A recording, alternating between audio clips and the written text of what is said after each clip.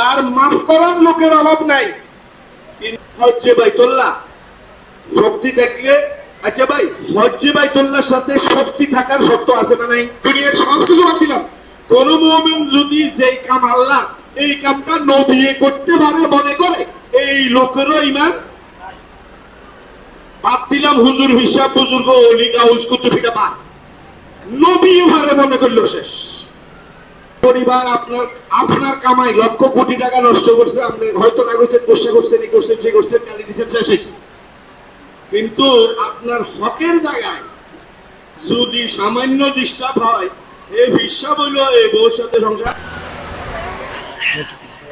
করবো, কোটি টাকা নষ্ট করছে, সমস্যা নেই, মাফ করে দিব, কিছুক্ষণ গালাগালি করবো, গোসা করবো, যেটা যতটুকু পারে। কিন্তু তার একটা অধিকার আছে, সেই অধিকারের ব্যাপারে 1 ইঞ্চি ছাড়ও কেউ কাউকে 30 বছরের বউ আর 40 বছরের বউ, আল্লাহ তাআলার এই কবরি শিরকের একটা অধিকারের ব্যাপার আছে যে বান্দা তুমি গুনাহ করছো, কার হাজারো বারো তওবা শিকস্তি বাজা বাজা, এই দরগাহে মা দরগাহে নওমিদুনি, আমার দরবার এমন এক খোলা দরবার, ওমান দরবার, আসো, যতবার তুমি তওবা করছো, গুনাহ করছো, ভুল করছো, আসো মাফ করবেন না তুই।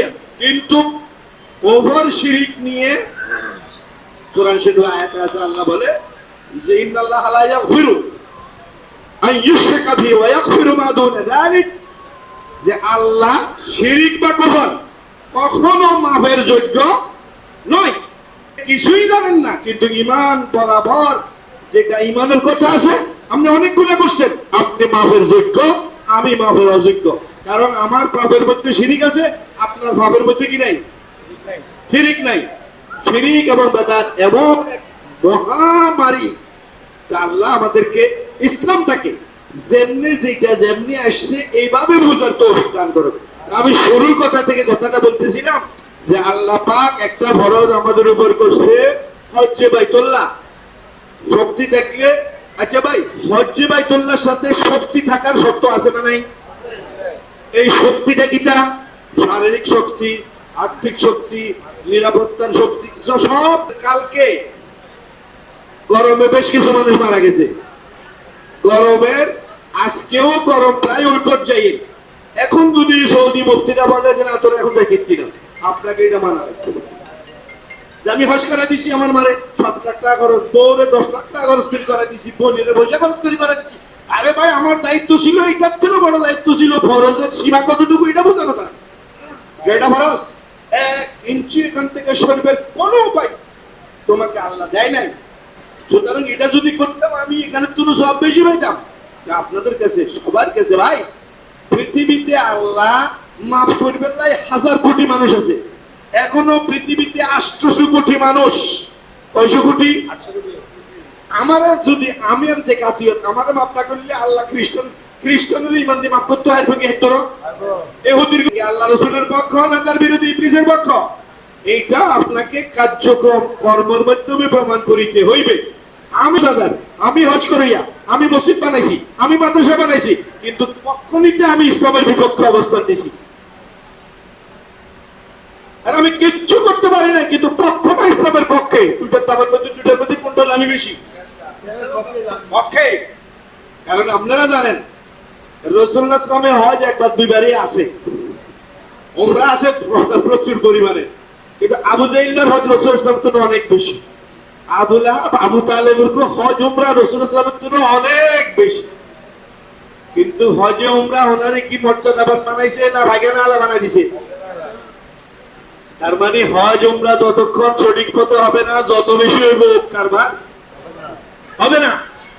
ঠিক আমরা মাদ্রাসা, মসজিদ, ফলনা, দশনা, আমরা মেলা কামড়ে আমরা করি, টাকা দিয়ে পয়সা দিয়ে উন্নত লই, এই করি সেই করি, একটা কিছু দাঁড় করাই দিই, আমরা অনেকে আলহামদুলিল্লাহ দিতে আসি, কিন্তু ভিতরে অবস্থান ইসলামের পক্ষে না।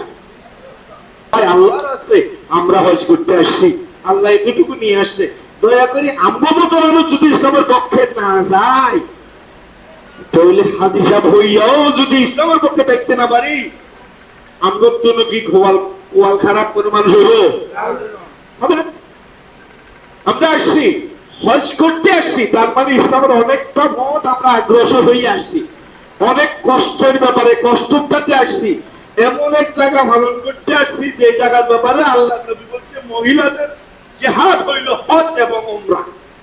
মহিলাদের জিহাদ, মহিলারা আল্লাহর কাছে বলছে যে আপনারা পুরুষরা হজ করেন, উমরা করেন, জিহাদ করেন, মানুষ ইসলামের জন্য অনেক কিছু কোরবানি দেন। রাসূল সাল্লাল্লাহু আলাইহি ওয়াসাল্লাম বলছে যে আমার উম্মতের মহিলাদের জন্য জিহাদ হলো কিটা, হজ এবং উমরা। তার মানে জিহাদের সাথে তুলনা দেওয়ার মানে হলো কষ্ট। জিহাদ যেমন প্রাণ দিতে হয়, নিতে হয়, কষ্ট করতে হয়, অনেক কিছু জিহাদে আছে। সুতরাং মহিলাদের জন্য এটা হলো বড়। এই কথা আল্লাহ নবী বলছেন, এমন একটা ফরজ হুকুম পালন করার মতো সুযোগ আমাদের রয়েছে। তার মানে আমরা ইসলামের অনেক জায়গা থেকে অনেকটুকু আগায় আসছি, কিন্তু শুধু বিভাগের কারণে, বুদ্ধির কারণে, অথবা আসাবিয়ার কারণে, দলগত এই ঝামেলার কারণে, আগের থেকে পছন্দের কারণে। ভাই, আগের থেকে গোটা আরব দেশের মোহাম্মদ পছন্দ ছিল না। গোটা আরব, গোটা জাতি এটা কি মোহাম্মদ পছন্দের ছিল না মোহাম্মদের দুশমন ছিল? ভাই দুশমন। কিন্তু যখন ইসলাম আসছে, আসার পরে তখন আর দুশমনি করার কোন আল্লাহর পক্ষ থেকে আর কোন সুযোগ নেই। এইবার যারা ঘুরে মুসলমানিতে আসছে তারাই গ্রহণযোগ্য, আর যারা আসে নাই বেলাল আবজু সোহাইব আজরুম বেসালমাজ ফারিস যে খাকে মক্কা আবু জেহেল ইজেবুল আজিবিস। বেলাল কোথায় গেল? সালমান কোথায় গেল? একেবারে দুর্বল বাইরের লোক, কিন্তু মুহাম্মদী তরিকায় মুহাম্মদের সমর্থন করার কারণে তারা পৃথিবীর কোন জায়গায় অবস্থান করতেছে। অথচ একই দেশে নিজের বংশের নিজস্ব লোক, নিজের পুত্রের লোক আবু লাহাব, কিন্তু সে অনেক নিচে। তাই আমরাও যদি হজ করি, ওই করি, সেই করি, যদি আমরা ইসলামের পক্ষে অবস্থান নিতে পারি তাহলে আলহামদুলিল্লাহ বেলালি কাফেলায় আছি।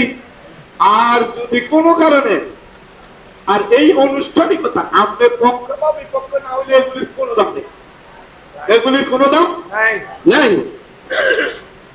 কারণ আপনাকে প্রথমে সাইড নিতে হবে, কোন সাইড যাবেন আপনি। আপনি কি আদমি, আপনি কি মোহাম্মদী না আবু জাহেলি, এটাই ঠিক করবেন। আপনার একটি সোজা কথা, আসলে এটা মানুষ বুঝবে কোনো বিষয়, একেবারে সহজ বুঝবো।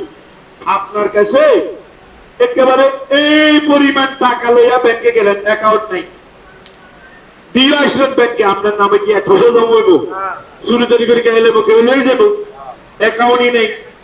আর কত নিতে পারেন নাই, মাসে 20 টাকা, 50 টাকা, 200 টাকা, 400 টাকা জমাইতে আছেন। একটা সময় এটা একটা অঙ্ক দাঁড়াবে। ইমানের যে আলাওয়াল বারাত, যে ইমানের পক্ষ এবং বিপক্ষের যে জিনিসটা দুটো ধারা আছে, আপনি যে কোনো যদি ধারা মোতাবেক আপনি ইমানের ধারা আসতে পারেন, তাহলে আমল ছোট ছোট ছোট ছোট ছোট ছোট এগুলি জমা হবে একটা জায়গায়, আপনার বিরাট একটা কিছু হয়ে যাবে। আর যদি আমি সেই অবস্থান নিতে না পারি, তাহলে হয়তো নামাজ পড়ি, হয়তো মাদ্রাসা বানাইছি, হয়তো মসজিদ বানাইছি, হয়তো হজ করতেছি, হয়তো বড় বড় কাজ আমার দ্বারা হচ্ছে, টাকা পয়সা থাকলে অনেক কিছু করা যায়, কিন্তু অবস্থানগত কারণে আমার পরিপূর্ণ আমল বরবাদ হওয়ার সম্ভাবনা আছে। আচ্ছা, আমরা এখন সবাই মিলি এই মিনার এই বাজারে, মিনার মাঠে একটা আল্লাহ বলেন, আল্লাহ জেনে শুনে স্বেচ্ছায় কোন কাজে ইসলামের বিরোধিতা করিব না। জেনে শুনে, অনেক সময় আমরা ভুলের কারণে ভুলি না, না বুঝা হইয়াও যাইতে পারে, সেটা আল্লাহ মাফ করব যদি, এবং চেষ্টা করতে এটা হয়েছে কিনা জানার, আমি ভুলটা করছি কিনা এটা জানার। কিন্তু স্বেচ্ছায় আল্লাহ যেন আমাদেরকে ইসলাম বিরোধিতা কখনো না করা। রাজি আছেন তো এই বিষয়? এখন ইসলাম বিরোধিতা হয় কেমনে? আমি হুজুর, আপনি দেখতে পারেন না, আপনার ইমান যাইত না। আমি হুজুর, আলেম মানুষ, আপনি আমাকে দেখতে পারেন না কোনো কাসিয়তের কারণে, আমার কোনো যদি আপনার পছন্দ হয় এই জন্য বললেন দিতে, তাহলে কিন্তু আপনি বেমান হবেন না। আপনি যদি ওই যে হুজুর দেখতে পারেন না, তাহলে কিন্তু আপনার মসজিদ হয়েছে। ব্যক্তিগত ভাবে আমার কোনো কারণে আমাকে আপনি দেখতে পারেন না, তাহলে আপনি বেঈমান হবেন, কোন রকম বাঁচিয়েবেন। আর যদি ডাইরেক্ট মারেন, ইজাজায় মুহাম্মদুর রাসূলুল্লাহ পর্যন্ত আটকিব, তখন কিন্তু আপনি বরবাদ হবেন। এইভাবে শরীয়তের মশালায় আপনি যদি কোনো কাজে কোনোটার বিষয় আপনার কাছে কেন যেন বুঝে আসতেছেন, হয়তো বা বুঝতেছেন না, না বুঝলেও শরীয়তের বিষয়ে মতামত দেওয়া অথবা শরীয়তের বিষয় নিজে এরকম কিছু থেকে বাঁচি থাকা লাগবেই যদি সেটা শরীয়ত হয়। আর আমার মতো কেউ বলে দিল এটা শরীয়ত, আপনার যাচাই করার অধিকার আপনার আছে, অবশ্যই আপনি যাচাই করবেন। আপনি যদি বুঝে না আসে, এটা যদি বুড়া না লাগার লোক না দিলে, শরীয়তের বড় একটা বিষয় আছে। আমি শুরুতে কথা বলছি, আমি যে ওয়াজ ওয়াজ করিয়া মানুষ আমি না, নাহলে এক দাঁড়াত থাকি এক কান্দি আস্তে আস্তে হিলাম যেত। আমি বিক্ষিপ্ত ভাবে কথা আমার দুই চারটা যেটা আমি বলতেছিলাম যে আসলে এই যে শরীয়তের যে জিনিসগুলো সমষ্টি সবকিছু, আমি শুরুতে আপনাদেরকে একটা কথা বলছি যে শরীয়তের মূল আসতে হইলে ইসলাম ঈমান গ্রহণযোগ্যতার জন্য তিন জিনিস জরুরি। কয় জিনিস ভাই? মৌখিক স্বীকৃতি, অন্তরে বিশ্বাস, কাজে পরিণত করে দেখানো। এই তিনটা একসাথে হইলে এইটার ঈমান কয়। এইটার থেকে যার যত পার্সেন্ট কম আছে হেতে তত দুর্বল ঈমান। মুখের স্বীকৃতি আছে, দিলে বিশ্বাস নেই। তখন আমরা হুজুররা স্বীকার না করলে আপনারা মুসিবতে হালাবেন যে তোর হুজুর গুল্লি মারি, তাহলে আমরা স্বীকার তো করাই লাগবে। এটা আপনি কিন্তু ভিতরে নাই, পার্সেন্টেজ কমছে। আচ্ছা বুঝলাম, ভিতরেও আছে, মুখও কই, কিন্তু কাজে আমি আমার তালে আছি, আমরা আমাদের তালে আছি, তাহলে এই পার্সেন্ট নাই। 30 যদি এই তিনটাতে 100 নম্বর ধরেন, তাহলে প্রতিটাতে 33 34 করে ধরেন। এইভাবে ধরলে আপনার ঈমান আপনি মানতে পারবেন। আপনি কত পার্সেন্ট ঈমানদার এটা মানতে পারলে হুজুরের কাছে ফতুয়া কার কাছে দেওয়া লাগবে না। এই তিনটা জিনিস মিলাইলে 100 ঈমানদার। এই তিনটার তো কোনোটারই যদি ঘাটতি হয়, যে পরিমাণ ঘাটতি এই পরিমাণ ঈমানের দুর্বলতা। আল্লাহ আমাদেরকে ঈমানকে সঠিক করি, সহি করি, ঈমান মোতাবেক চলার তৌফিক দান করুন, বলেন আমিন। আরেকটা জিনিস, আমি দীর্ঘ 24 বছর কুয়েতে এবং বারবার আপনাদেরকে একটা জিনিস, একটা অভ্যাসের কথা বলতেছি। এই অভ্যাসটা হলো আমাদের দেশে একটা অভ্যাস হইলো জিদাজিদির ক্ষেত্রে যাই আমরা কাউকে মানতে চাই। অর্থাৎ যখন আমার মন মতে হয় না, তখন যাই আমি হিসাব হইলো তারে। এটা কিন্তু বেঈমানির জন্য, ঈমান নষ্ট হওয়ার জন্য, আমল নষ্ট হওয়ার জন্য মারাত্মক একটা অভ্যাস। এখানে আপনি কোন আরবের সাথে, আরবদের এটা এত বড় দামি জিনিস, কোন ঝগড়া বাচ্চে যদি কয় সাল্লাল্লাহু আলা মুহাম্মদ, যদি কোবা কবিও যদি না থামে আমার আপনাকে, যারা আরব দেশে আছে তাদের দিকে, অর্থাৎ তাদের মধ্যে ত্রুটি তো হয়, ঝগড়া হয়, একে অপরের সাথে বেজাল হয়, হইতে পারে। তারা যখন বলে সাল্লাল্লাহু আলা মুহাম্মদ, সাল্লি আলা মুহাম্মদ, দুইজনে ঝগড়া করতেছে একসাথে, হে তো কয় সাল্লাল্লাহু আলাইহি ওয়াসাল্লাম, সাল্লাল্লাহু আলাইহি ওয়াসাল্লাম, অথচ কি লাগে লিখে আর রাডিও তো দুটোর কাছে আছে, যেমনি কয় সাল্লি আলা মুহাম্মদ, হয়তো বা দুটোটার মনে নাই, আরেকজন পাশে আয় কয় সাল্লাল্লাহু আলা মুহাম্মদ। ঝগড়া করতেছে দুইজনে, পিছন থেকে আরেকজন কি কয় সাল্লাল্লাহু আলা মুহাম্মদ। তার মানে সাথে সাথে এই দুইটা যত বড় অভিযোগ, যত বড় সত্য হোক, সাথে সাথে বলে সাল্লাল্লাহু আলাইহি সাল্লাম। তার মানে কি? মানে হইল আমার ঝগড়া, আমার মেজাজ, আমার দেমাগ, আমার ভেজাল আমার জায়গায়, মুহাম্মদের কথা যেহেতু একজন আমার সামনে নিয়ে আসছে, এবার আমাকে আত্মসমর্পণ করা ছাড়া কোনো উপায় নাই। এটা বুঝে, এটা বুঝার পরে অন্যান্য গুণা তো তারা করে, মদ খায়, এই করে, এই করে, এ মুইসায়, ও মুইসায়, হট করার কি করে।